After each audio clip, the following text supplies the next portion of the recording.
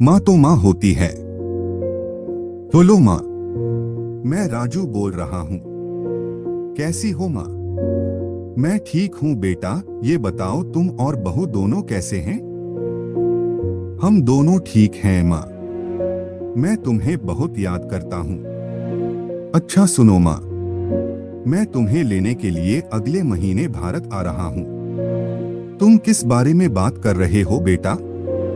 सावित्री ने पूछा। हाँ माँ, अब हम सब साथ रहेंगे। नीतू कह रही थी कि माजी को अमेरिका आ जाना चाहिए क्योंकि वह अकेली होने के कारण बहुत परेशान होगी। हाँ हाँ बेटा, बूढ़ी आंखों से खुशी के आंसू छलक पड़े। रग-रग में बेटे भू का प्यार दौड़ने लगा। सावित्री, जो अपने जीवन के 70 वर्ष पार कर चुकी है, उसने झट से अपने पल्लू से आंसू पोंछे और अपने पुत्र से बातें करने लगी। बेटा पूरे 2 साल बाद घर आ रहा था।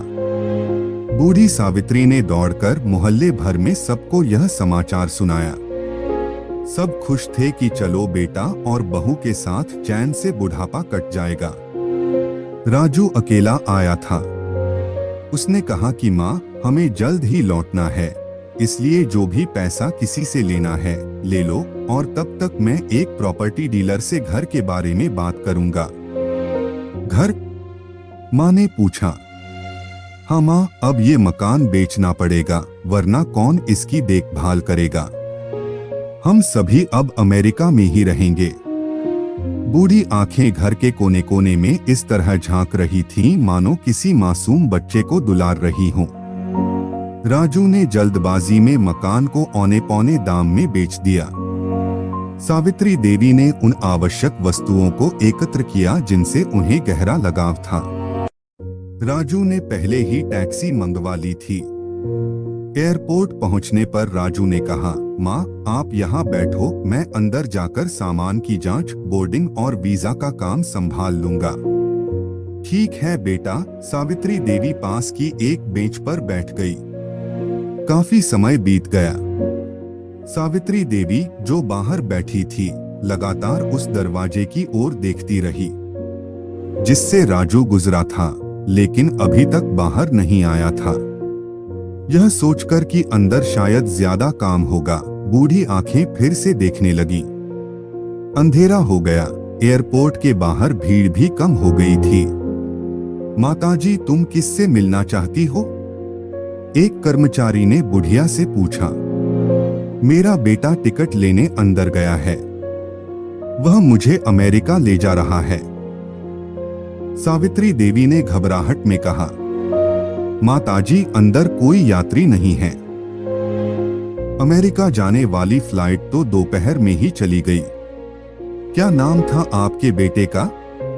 कर्मचारी ने सवाल किया। उसका नाम राजू है, यह बताते हुए सावित्री के चेहरे पर चिंता की लकीरें उभर आईं। कर्मचारी अंदर गया और कुछ देर बाद बाहर आया और बोला, माताजी, आपका बेटा राजू बहुत पहले ही दोपहर की फ्लाइट से अमेरिका चला गया है। क्या? बुढ़िया की आंखों में आंसू आ गए। बूढ़ी माँ की अंतर आत्मा कांप उठी। किसी तरह पाई जोड़कर घर बनाया था और अब वो भी नहीं रहा। रात में वह घर के बाहर चौबारे पर ही सो गई। सुबह हुई तो दयालु मकान मालिक ने एक कमरा उसे रहने को दे दिया। पति की पेंशन से घर का किराया और खाने का काम चलने लगा। समय गुजरने लगा। एक दिन मकान मालिक ने वृद्धा से पूछा, माँ जी, क्यों ना आप अपने किसी रिश्तेदार के यहाँ चली जाएं? अब आपकी उम्र भी बहुत हो गई है, अकेली कब तक रह पाएंगी? हाँ चली तो जाऊं, लेकिन कल को मेरा बेटा आया तो यहाँ फिर कौन उसका ख्याल रखेगा? दोस्तों, एक माँ का अपनी संतान के प्रति प्रेम सीमाओं से परे होता है। माँ और संतान की प्रेम की गहराई की पूरी तरह से कल्पना भी नहीं की जा सकती। संसार में इस प्रेम के आगे हर प्रेम बौना है, पर क्या संतान का कोई दायित्व नहीं बनता उस असीम ममता की मूर्ति के लिए? अपनी बुजुर्ग माँ को उसके हाल पर नए रिश्तों के लिए छोड़ जाना बेहद दुखद है।